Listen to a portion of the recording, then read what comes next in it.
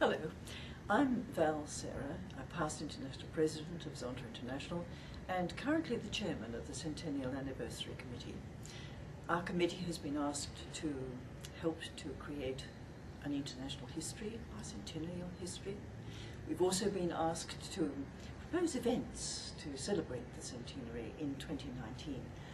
And we've also been asked to collect materials that might be suitable for a major exhibition, which would be somewhere here in the United States, but also to collect material which would be photographs and captions and storylines from the history itself, so that we can make a collection you could use as resource material for your own exhibition in your club or district.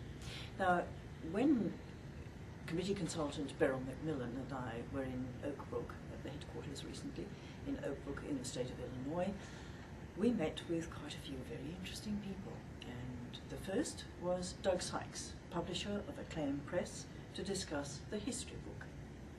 Charter President Jody Needham and President Anna Westlack of the Zonta Club of Oak Brook to discuss potential authors and events to celebrate Founders Day weekend, November 8 through 10 in 2019.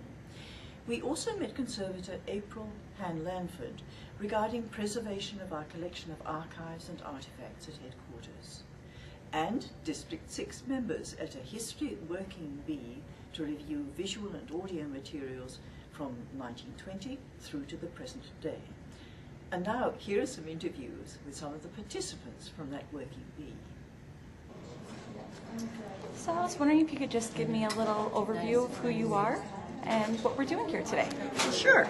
I'm Linda Hiltabrand. I am currently serving as the governor of Zonta District 6 for the 2012-14 biennium. And we're here today going through some of the archival materials that have been found at Zonta International. And District 6 is very proud to be the home of Zonta headquarters. So we're very happy to host what we're calling the History Bee today. And Pip Val Sarah is kind of walking us through all these treasures that we've found, and we're trying to sort them and identify people and reduce duplications. So as other districts might be preparing for their histories, we're finding that a big tip is to certainly identify all of these materials. Some of the photographs are marked on the back, but particularly the slide sets. You know, we tend not to write little notes on those, and so we're having more trouble sorting out what some of those are. So would you have a tip of what to do before starting a big project like this? Probably if things were at least dated, you know, then we can go back to some of the documentation of different biennia and match things up, because maybe there was a publication that said, oh, that was our service project in Sri Lanka or someplace like that. So if you've got sort of a map of where you might like to go, I think that would probably be helpful. Hi, can you introduce yourself? My name's Pat Perrier. I am a past president of the Joliet Zonta Club, and I also run our website and run our Facebook page, so I'm involved in a lot of the technical aspects of the media that our club uses to communicate. Okay. And as we're here today going through all the archives, I was wondering if you could tell us just kind of what we're going through, what we're seeing coming out of all these bins. The bins are interesting. The bins have everything from glassine slides to beta tapes to microfiche to photographs to audio tapes to computer backups of hard drives. Oh, wow. There's a wide variety of things, and unfortunately a lot of it is going to take some specialized equipment. Even with the videotapes, while the videotapes look like the standard cassette, they're PAL and CCAM, which can't be read on US equipment unless it has specific switches to switch over to those formats. So some of the stuff we're setting aside, we have a wonderful film, reel-to-reel film roll on a ribbon cutting. We can't look at it until we find a projector that we can actually use to show it. And as other clubs are going through all their archives, do you have any tips of what they could do when they come across these sorts of challenges and hurdles? You can scout around for members that might have the equipment, which is what we did for this process actually. We called out for someone to get a carousel and slide projector. We made a list today of what equipment we would need to redo and review some of this equipment, so we can ask around if local libraries or universities have it. Sometimes people just have old cameras around because they collect them. But what I would do specifically as a club, and we're looking at this now with our 40th anniversary coming up in October, we're scanning things and trying to find the most stable media we have. So far, we think it's Adobe PDF scans. We're just now researching what media to put them on. Flash drives are not all that stable. CDs are fine, but we don't know how long that media is going to be around, because even modern computers are doing away with CD DVR drives. You could store it up in the cloud.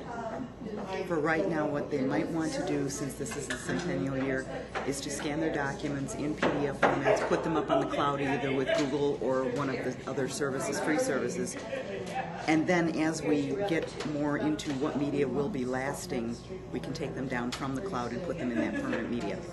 It's very excellent. And we are actually using a facility that's kind of, you know, a lot more about than other people. Can you tell us where we are and how that could possibly be a good facility for others within their own communities, not specifically here?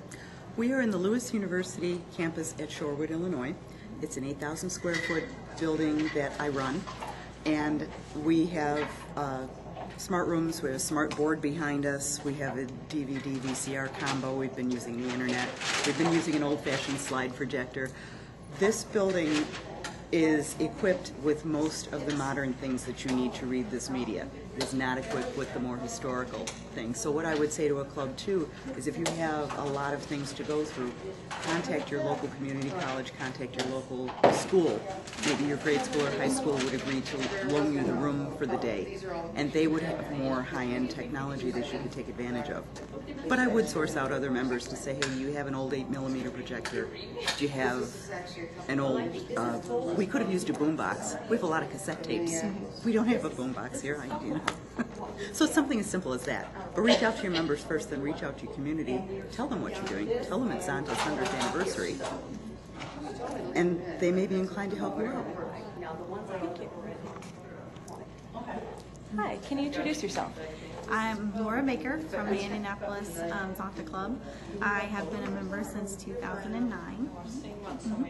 And you look kind of new here, and with only being here 2009, can you describe why having the archives is such an important aspect of being a new member? It helps me to understand the history of the club. Our club started in 1929, which is quite a while ago, and then this club, you know, the Zonta International started in 1919. So, you know, we've been around for quite a while, so learning about the history is very important to me as a newer member. I'm Albitz. I'm from the Frankfort Club in Indiana, and I'm the historian for the club. And how you start this is to take pictures at each club meeting and try to get some newspaper articles and just pick up things like napkins and little placemats and stuff, because that can create a page for your scrapbook. And I do a lot of cricket, which I have a cricket, and I do a lot of cutouts for my scrapbook. Can you describe what a cricket is? A cricket is a laser cutter, and you put cartridges in and program it, and it does the cutouts for you. That seems very simple. Yeah, it is simple. And but I enjoy doing this, and I make a scrapbook for every president that goes out at the end of her term, so that she'll have something to keep. And then I also do a scrapbook for the club. Oh, wow. So there's 2 copies of this out there. Yes. So every meeting, I come home and do 1 page for the club, and I do 1 page for the presidents. Oh, so you just stay on top of it the whole time instead of waiting. Yes. I do 1 a month. Very nice. Do you have any other tips that you can give clubs that are just starting out with their archives? Make sure you get acid-free paper. Do not keep newspaper articles. Copy them, because your newspaper will deteriorate through the years. So you copy your article and then put it in. And just make sure you use acid-free paper and a good scrapbook. That's the main thing. Don't use glue. What should you use instead? I use a regular, like what they call strip tape, and that holds your picture in better, and it's easier to take out. Hi, I was just wondering if you could introduce yourself. I'm Donna Schlueter from the Zonta Club of Mascoutah, Illinois, District 6, Area 3. Okay. And what has been your role with today and with the archives in general? Helping go through them and identifying people from the past and district people and international people from conventions, etc. How many conventions have you gone to? I have not missed one since 1978, so I don't know how many that is. Wow.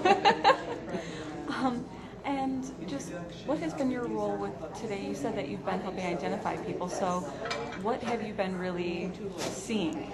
A lot of the history, a lot of service projects we've done, a lot of the past international presidents, presentations of awards, any AE scholarship people. Very interesting.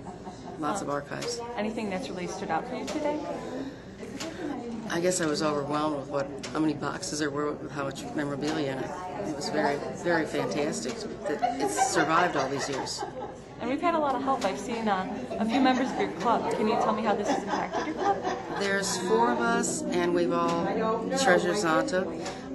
Kathy started going with me to conventions a long time ago. We've all been members. Michelle Miller's probably the newest member. She's our president. She's gotten very enthusiastic about it. And everybody wanting to work in, and Carolyn Stump is our Area 3 director now. And Kathy and I have traveled together, and they've all gotten what we call the Zonta bug, where you don't want to miss anything. And being able, I think in the Zonta world, if you're asked to help, you put your first foot forward and say yes. My name is Beryl McMillian. I'm a member of the International Bylaws and Resolutions Committee and also the ZIF Development Committee, and working as a consultant to the Centennial Anniversary Committee, hence my involvement with our working beat today. We've had 11 Zontians from 6 different clubs across District 6 who've come to work, to talk, to chat, to laugh as we sort out around about 20 boxes of videos, films, photographs that cover the whole history of Zonta and certainly are in various states of repair and in some cases disrepair. These boxes were ones that many of which were damaged in the basement at Randolph Street and so need lots of assessment for whether they're suitable to use.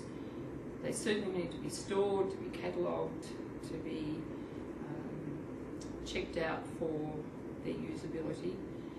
And then there's some excitement that comes with it too, such as finding a film of the 1921 convention. Now our challenge is to find a source to be able to convert that so we can see it.